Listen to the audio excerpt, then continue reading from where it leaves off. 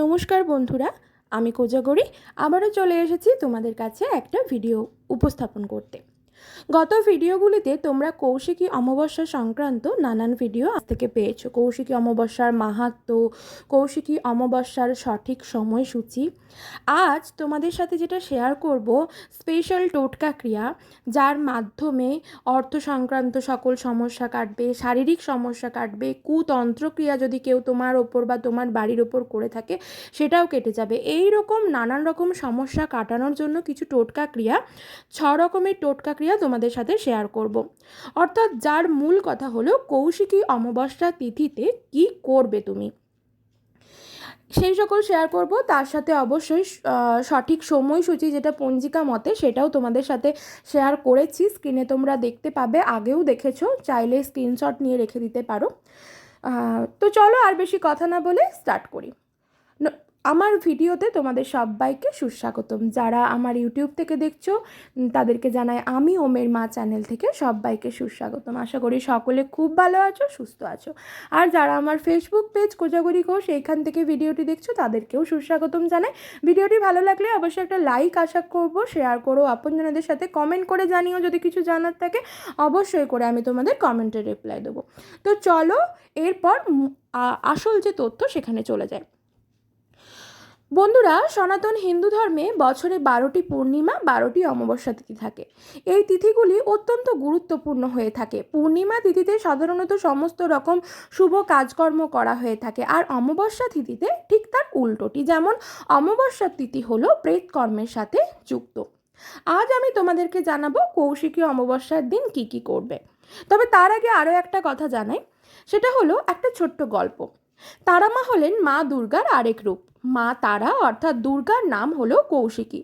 শোনা যায় পুরাণ মতে মা দুর্গা কৌশিকী রূপে শুম্ভ নিশুম্ভকে বধ করেছিলেন। কথিত আছে যে অমাবস্যার এই তিথিতে তারাপীঠের মহাশ্মশানে শ্বেত শিমুল গাছের তলায় সাধনা করে সিদ্ধি লাভ করেছিলেন সাধক বামাখ্যাপা। সেই বিশ্বাসে লক্ষ লক্ষ পুণ্যার্থীরা ভিড় করেন তারাপীঠে। এই অমাবস্যা তিথিটি অন্য সব অমাবস্যা তিথি থেকে একটু আলাদা। তন্ত্র ও শাস্ত্র এই অমাবস্যায় খুবই গুরুত্বপূর্ণ, কারণ এই দিন সাধনার ফলে অশেষ গুরুত্ব পাওয়া যায়, নানান রকম ফল পাওয়া যায়। এই দিন সাধকরা কুণ্ডলিনী চক্রকে জয় করতে পারে। তন্ত্রমতে কৌশিকী অমাবস্যার রাতকেও আবার তারারাতিও বলে। এই রাতের বিশেষ মুহূর্তে স্বর্গ ও নরকের মাঝে যে দুয়ারটি আছে সেটি উন্মুক্ত হয়।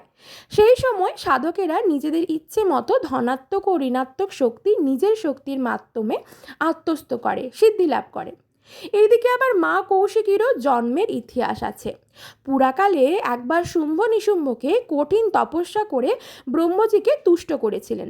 চতুরানন তাদের বল প্রদান করে বলেন যে কোনো পুরুষ তাদের কোনো দিনও বধ করতে পারবে না, শুধুমাত্র কোনো নারী হলেই তাদের বধ করতে পারবে।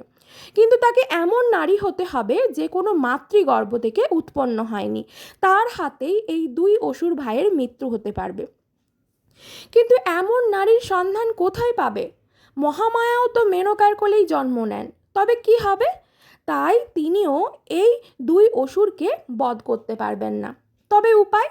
পূর্বজন্মে পার্বতী যখন দক্ষ যজ্ঞস্থলে আত্মহুতি দেন, তখন সেই জন্ম তার গায়ের রং কালো মেঘের মতো হয়ে যায়। তখন ভোলে বাবা আদর করে ভালোবেসে তাকে ডাকতেন কালিকা বলে। একদিন দানবের অত্যাচারে দেবতারা যখন ক্লান্ত হয়ে পড়ে, তখন কৈলাসে শিব বাবার কাছে আশ্রয় নেন তারা।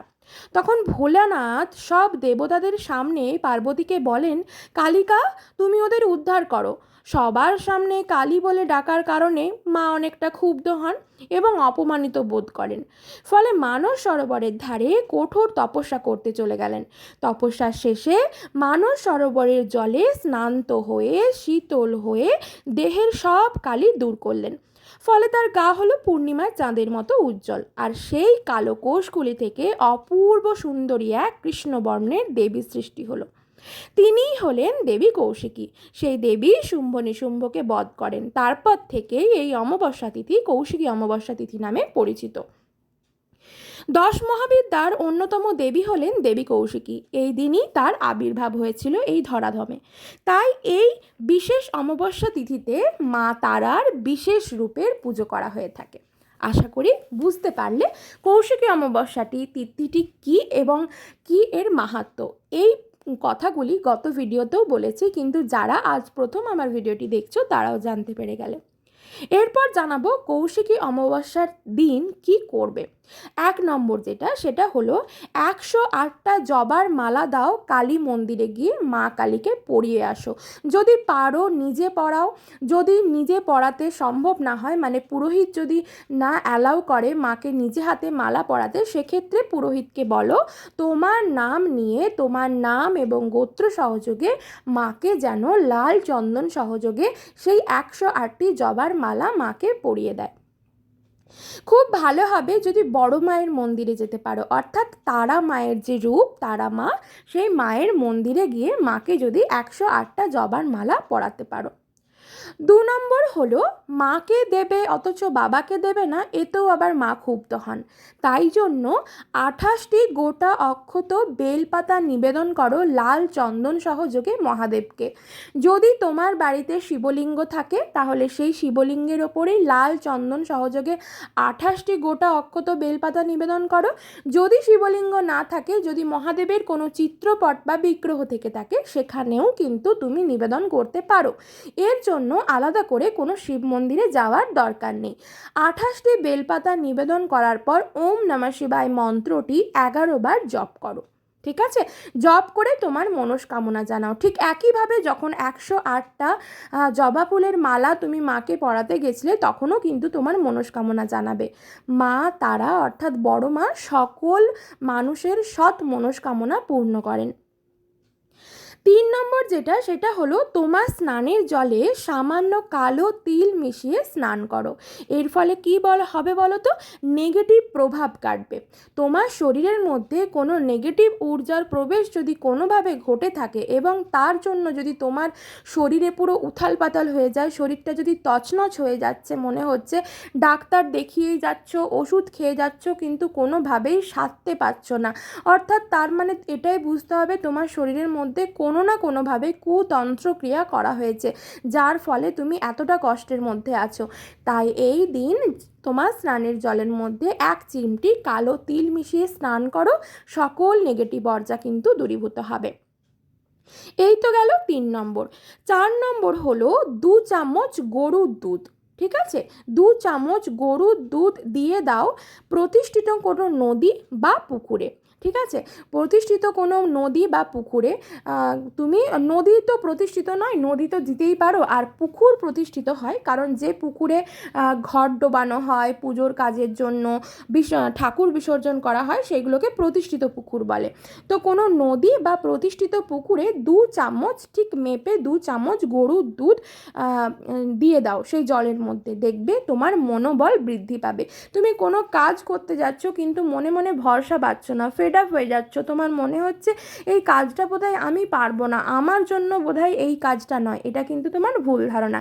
এই ক্রিয়াটি কৌশিকী অমাবস্যা তিথির দিন করে দেখো, দেখবে অনেকাংশে ফললাভ করছো, উপকার হলো তোমার। এরপর 5 নম্বর যেটা, সেটা হলো যে কোনো পুকুরে যাও যেখানে মাছ চাষ হয়, যেখানে জানবে তুমি যে মাছ চাষ হয়, সেই পুকুরে গিয়ে অল্প আটা মাছকে খাওয়ানোর জন্য পুকুরের মধ্যে অল্প আটা দিয়ে দাও, দেখবে অর্থ সংক্রান্ত সকল রকম সমস্যা তোমার জীবন থেকে সরে যাচ্ছে। অনেক মানুষ আছো যারা ধার দেনায় জর্জরিত, বা কিছু মানুষ আছো প্রচুর পরিমাণে অর্থ রোজগার করছো, অর্থ সঞ্চয় করে রাখার চেষ্টা করছো, কিন্তু এমন পরিস্থিতির সম্মুখীন তোমাদের হতে হচ্ছে বারবার যে সঞ্চিত ভাণ্ডারে হাত দিতে হচ্ছে, অর্থাৎ মা লক্ষ্মী তোমার হাত থেকে চলে যাচ্ছে। তাই পুকুরে, যে কোনো পুকুরে যেখানে মাছ চাষ হয়, সেই পুকুরে অল্প আটা দিয়ে আসো মাছকে খাওয়ানোর জন্য। মাছ কিন্তু খুব শুভ এবং এর দ্বারা তোমার অর্থ রিলেটেড সকল সমস্যা কিন্তু সমাধান হয়ে যাবে। এবং 6 নম্বর যেটি শেষ টোটকা, সেটা হলো গরুকে, রাস্তায় যে গরুগুলো ঘোরে সেই গরুকে আটার একটি রুটি খাওয়াও। ঠিক আছে, দেখবে তোমার শারীরিক সমস্যা কাটবে, এবং যদি তোমার সাথে কারো শত্রুতা থাকে বা তোমার ভালো দেখে কেউ জ্বলছে, কারোর খারাপ লাগছে, সেই শত্রুতা নাশ হবে। গরুকে খাওয়াও অমাবস্যার দিন, আটার রুটি, নিজে হাতে গড়া আটার রুটি একটা খাইয়ে দাও, নিজে হাতে দাঁড়িয়ে থেকে খাইয়ে দাও, দেখবে অনেকাংশে তুমি উপকৃত হলে। বন্ধুরা, তোমাদের সাথে 6খানা টোটকা ক্রিয়া শেয়ার করলাম, যেটা কৌশিকী অমাবস্যার দিন তোমাদেরকে করতে হবে। ক্রিয়াগুলি করো, একেবারেই বিফলে যাবে না। আমার বড় মা সকলের মনস্কামনা পূরণ করবে। সকলে খুব ভালো থেকো।